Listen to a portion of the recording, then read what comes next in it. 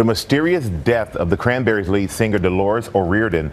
The 90s rock star died in a London hotel Monday at just 46 years old. She had one of the most unforgettable voices of the 1990s. Trembling yet powerful, innocent yet intense. Dolores O'Riordan was not just the lead singer of the Cranberries. She was the emotional core of a generation navigating love, loss, and uncertainty.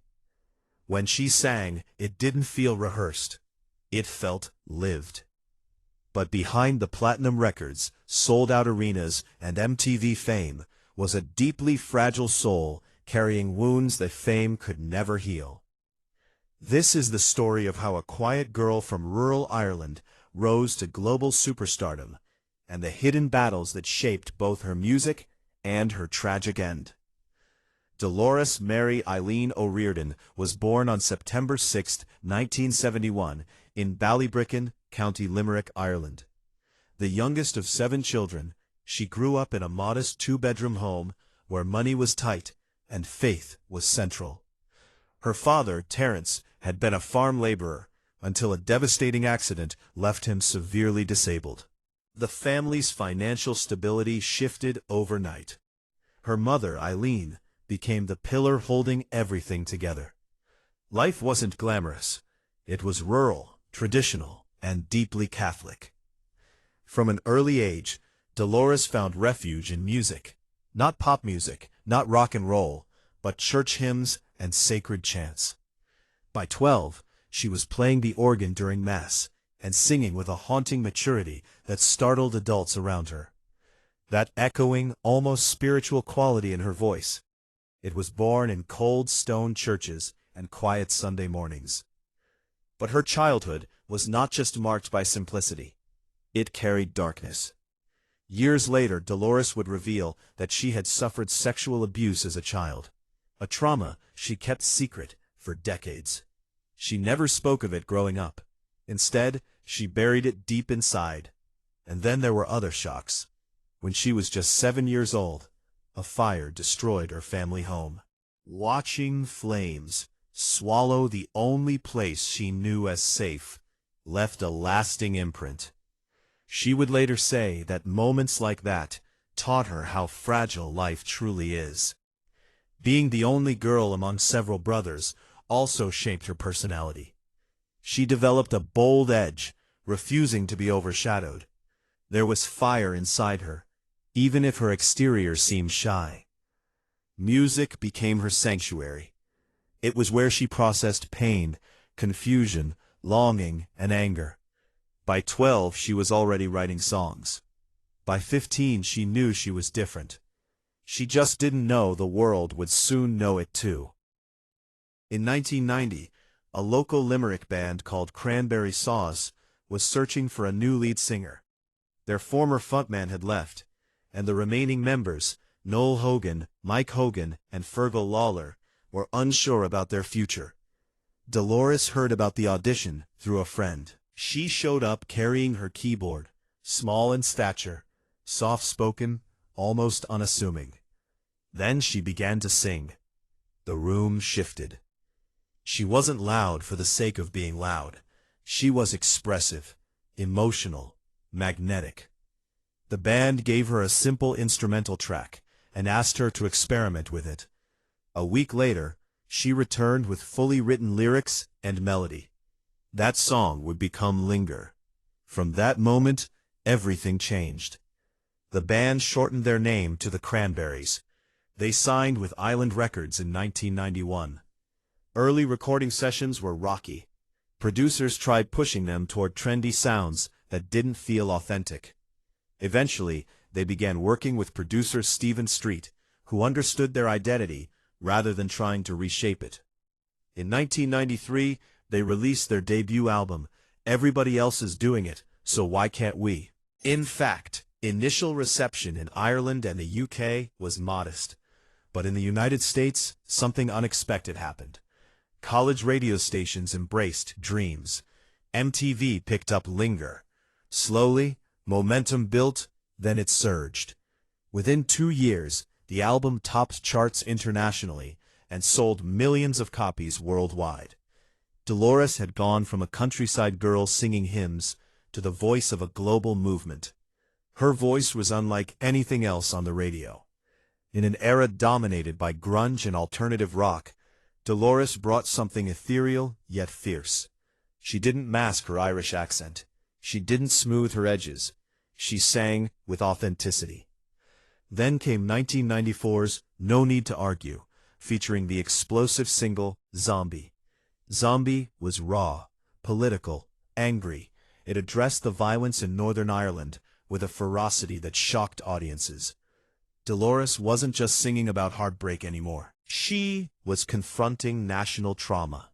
The song became one of the band's biggest hits and cemented her as a fearless voice willing to challenge uncomfortable truths. But fame is rarely gentle. Touring became relentless. Interviews multiplied. Expectations grew heavier. Behind the scenes, Dolores struggled with the pressure of being the emotional centerpiece of a globally famous band. She married Don Burton in 1994 and later became a mother of 3. For a time, family life offered stability, but the pace of fame never truly slowed. By the late 1990s, cracks were forming. Dolores was intensely sensitive. The very quality that made her artistry powerful also made her vulnerable. She experienced bouts of depression and anxiety. She later spoke openly about the long-term effects of childhood abuse. Fame amplified everything, the highs and the lows. The Cranberries eventually went on hiatus in the early 2000s.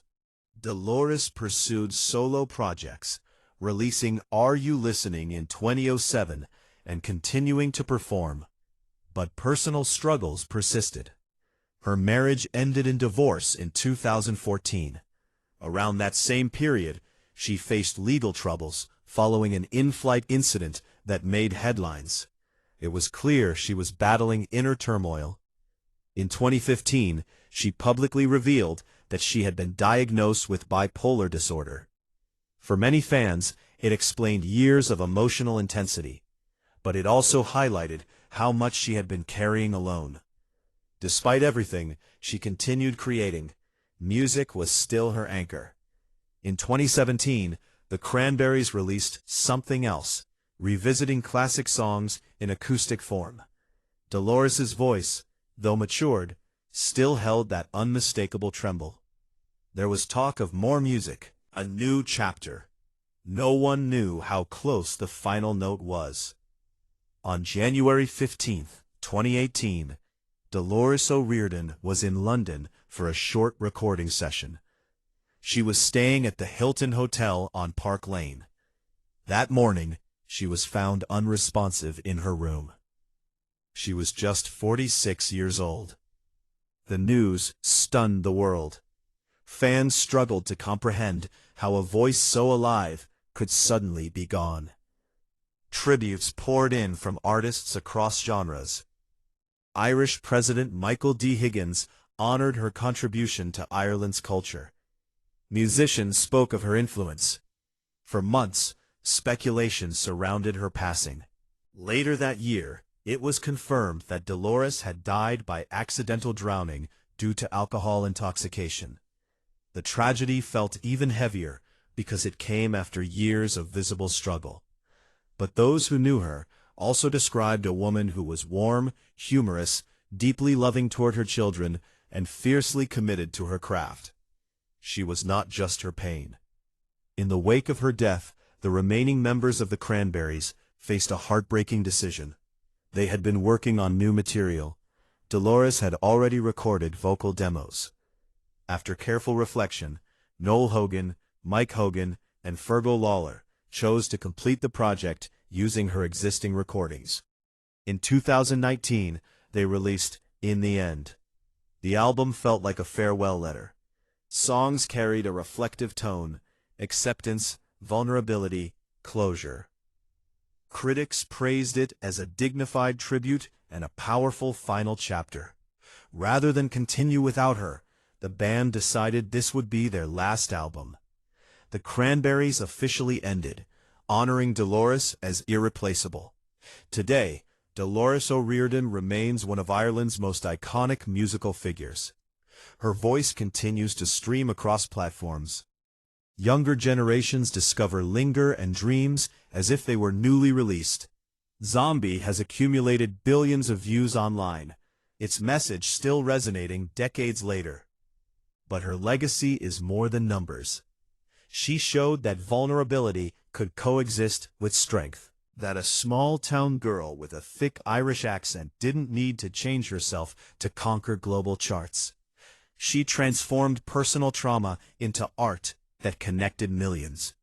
And perhaps that is why her loss feels so profound. Because when she sang, it wasn't performance, it was confession. It's easy to reduce her story to tragedy, to focus only on the painful ending, but that would ignore the fullness of her life. She was a mother who adored her children, a songwriter who poured her soul into every lyric, a woman who battled mental illness openly in later years, helping destigmatize conversations around it. Her struggles were real, but so was her brilliance. The fragile tremble in her voice wasn't weakness, it was honesty. And honesty is rare. When you listen to Linger, you can still hear the innocence of youth.